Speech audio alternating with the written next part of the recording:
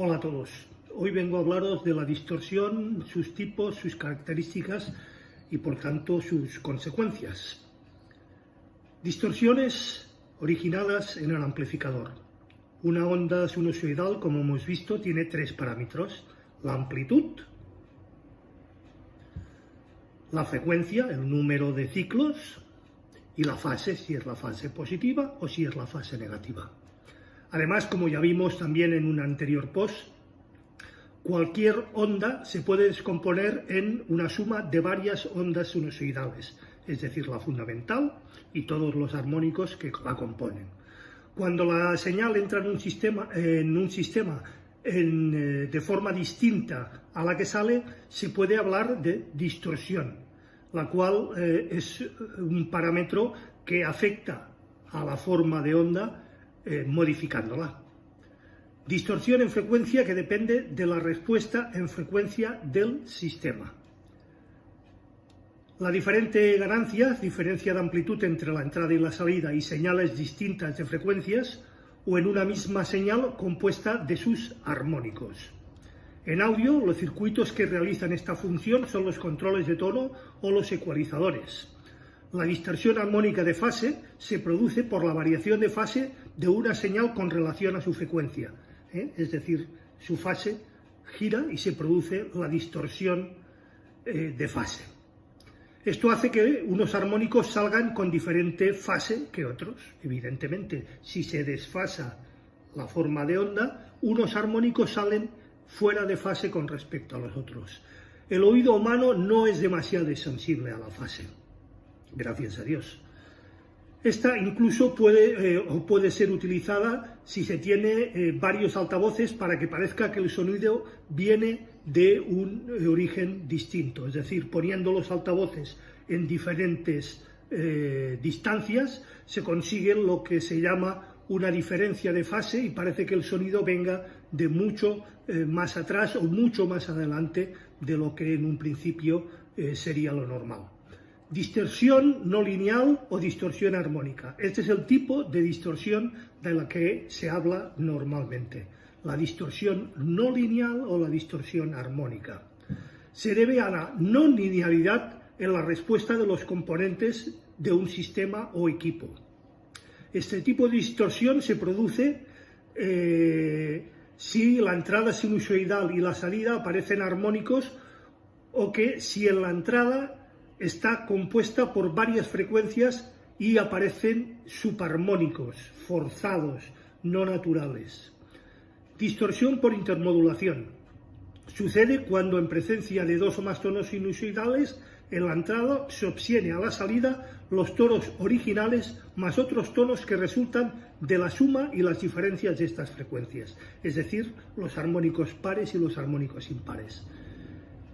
Este efecto ocurre cuando las señales originales están en diferente parte de la curva de la transferencia del elemento amplificador, generalmente por ser de diferentes amplitudes. Es decir, una tiene una amplitud y la otra tiene otra amplitud.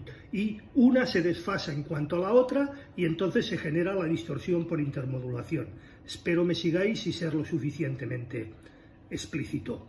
El tono cae en una parte lineal y en el otro la parte no lineal de la curva de transferencia, es decir, como hay una diferencia de fase, en una cae linealmente, pero en la otra hay lo que decíamos, ese aplanamiento o esos picos que veíamos en anteriores posts.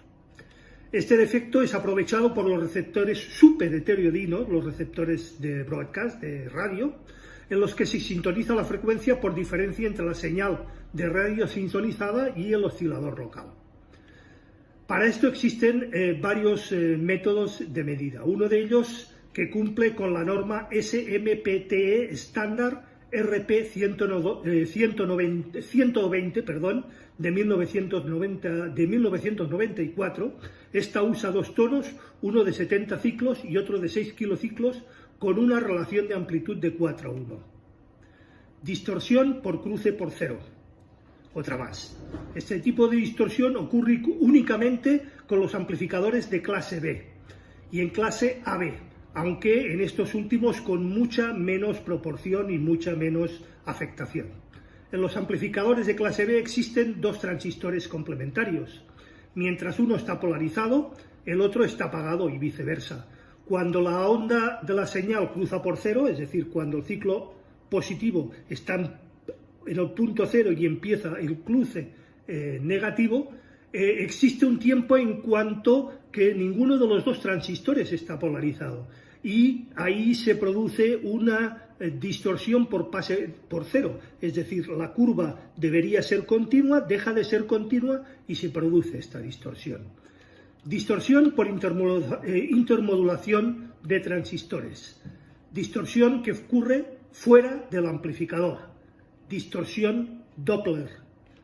La distorsión Doppler es cuando se utiliza un altavoz de rango extendido, full range, y cuando en el baffle no hay suficiente división en el espectro de audio o número de altavoces, como para evitar este efecto que ocurre con el siguiente fenómeno.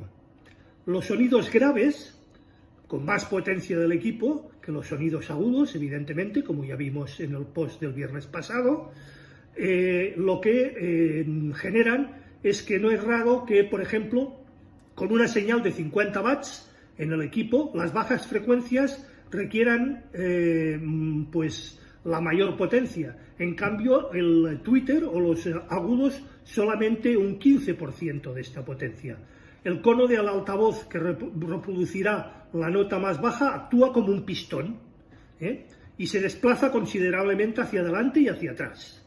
Esto creo que todos lo tenemos claro. Si simultáneamente se reproduce en el mismo baffle y con el mismo altavoz una nota bastante más aguda, será una parte menor del cono la que vibre y por lo tanto la oscilación mecánica será mucho menor. Al estar la señal más aguda montada, es decir, un solo altavoz montada sobre el mismo pistón que se desplaza hacia adelante y hacia atrás, hará que se reproduzca con un efecto Doppler el tono más agudo. El tono se elevará en cuanto el cono se acerque y se reducirá en cuanto el cono se aleje del oyente, evidentemente. Hablaré al respecto en un próximo post sobre los altavoces de Open Baffle o altavoces dipolo sobre estos efectos y efectos parecidos en cuanto a la distorsión por efecto Doppler. Distorsión por fase en el recinto. Los sonidos agudos viajan, como hemos visto, más rápido que los sonidos graves en el medio, que es el aire. Si los distintos altavoces están todos en un mismo plano, reciben las señales graves y agudas en fase, al oyente le llegará mucho más pronto, evidentemente, el sonido agudo que el grave. Frecuencia mínima de la habitación. Muy importante este punto. La nota más grave que es capaz de reproducir una habitación no tratada acústicamente depende al 100% de las dimensiones de esta sala.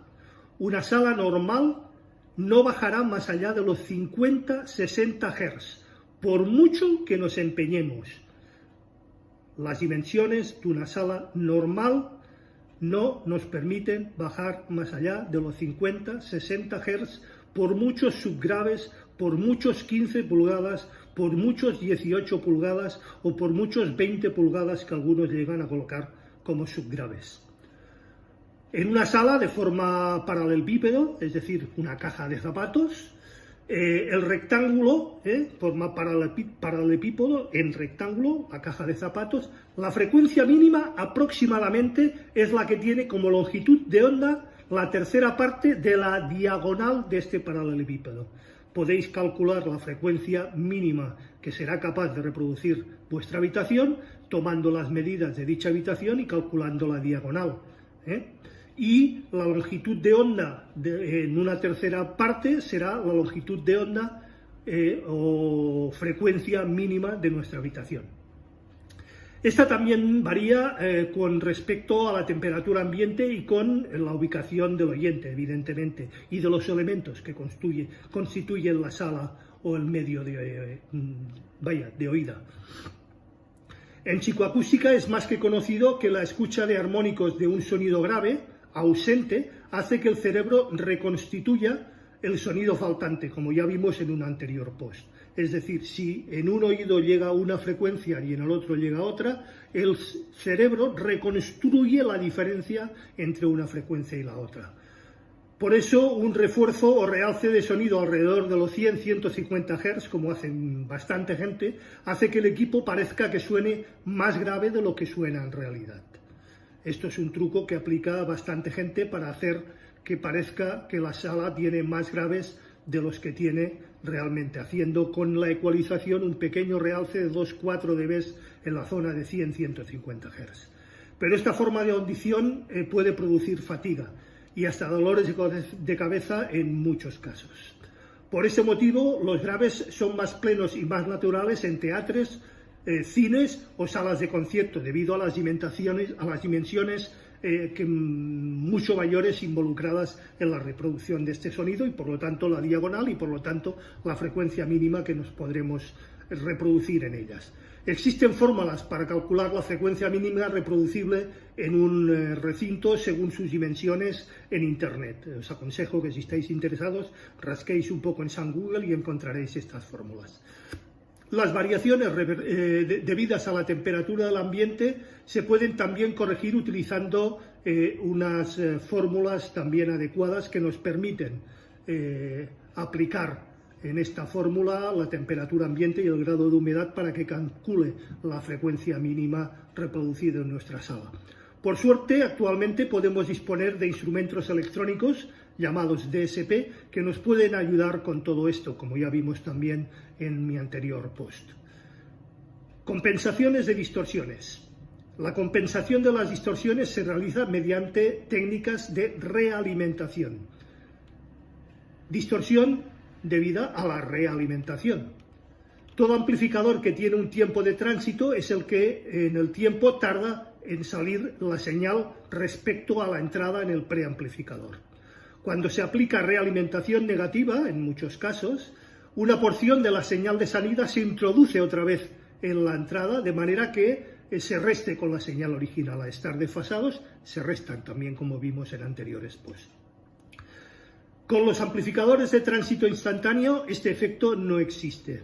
Siempre hay una demora y la señal que se resta no coincide con la que está entrando. En las pruebas con ondas sinusoidales puras, esta no se aprecia demasiado, ya que la salida sigue siendo sinusoidal. Además de la señal de entrada no varía y es siempre de tono fijo. Sin embargo, la música es altamente dinámica y su espectro en un osciloscopio es más parecido a un registro de un sismógrafo que no a una onda sinusoidal pura. En los casos en los que la señal tiene mucha complejidad y transientes abruptos, un retraso apreciable redunda en muchísima más distorsión. Es decir, si por retroalimentación la forma de la señal es muy compleja, se producirán más desfases y por lo tanto más distorsión. En los equipos a válvulas, la realimentación negativa, para que os hagáis una idea, rara vez supera el 10%, cosa que en algunos amplificadores y en según qué clases llega a este 10%. Estos son la respuesta mucho más rápida que los transistores, ya que estos no dependen de la circulación de corriente. Por esta razón es por la que muchos amplificadores valvulares suenan mejor, con una distorsión armónica total del 0,1%, que equipos a transistores con distorsiones armónicas totales mucho más inferiores. Ejemplo, del 0,05 en lugar del 0,1, pero sonará mejor un equipo a válvulas debido a que su retroalimentación es muy inferior. A no tener transformador de salida, los de estado sólido pueden soportar mayores retroalimentaciones que los valvulares. Con señales de pruebas sinusoidales no se aprecia el fenómeno, pero con otro tipo de señales, como por ejemplo una onda cuadrada en amplitud con una onda sinusoidal, se observará, si lo utilizamos y lo visualizamos en un osciloscopio, como que una parte de esa onda queda borrada por la sobremodulación y los sobreimpulsos. Mayores niveles de realimentación negativa y retraso considerable hacen que las frecuencias de sonido sean más apreciables, especialmente en la música clásica o con instrumentos de cuerda, es decir, la distorsión se notará mucho más en este tipo de música que en música rock, con incluso distorsiones ya generadas en la propia música, evidentemente. Es posible lograr alguna mejora si los transistores de la etapa de salida tienen mayor respuesta en frecuencias que los transistores amplificadores del previo, y también usando fuentes de alimentación separadas para las etapas del previo y las de potencia, o utilizando evidentemente pre y etapas separadas. Esto siempre será mucho mejor y tendremos muchísima menos distorsión.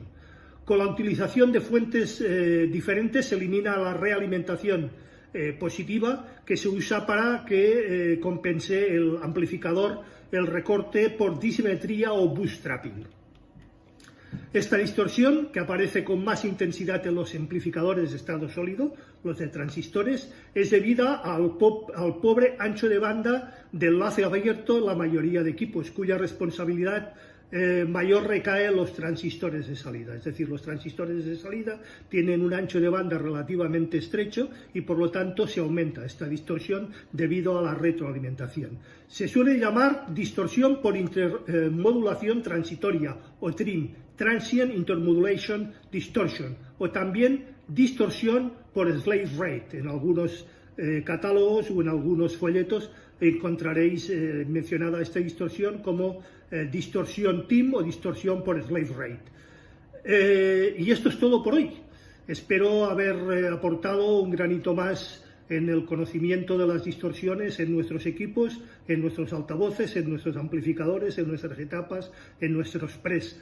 Como siempre, quedo abierto y espero comentarios que serán debidamente y puntualmente respondidos. Recordad, si os ha gustado, le dais al like, por favor, compartid el post, suscribiros si no lo estáis ya, y acordaros de darle a la campanilla gris para que YouTube os mantenga al día de cualquier novedad en el canal.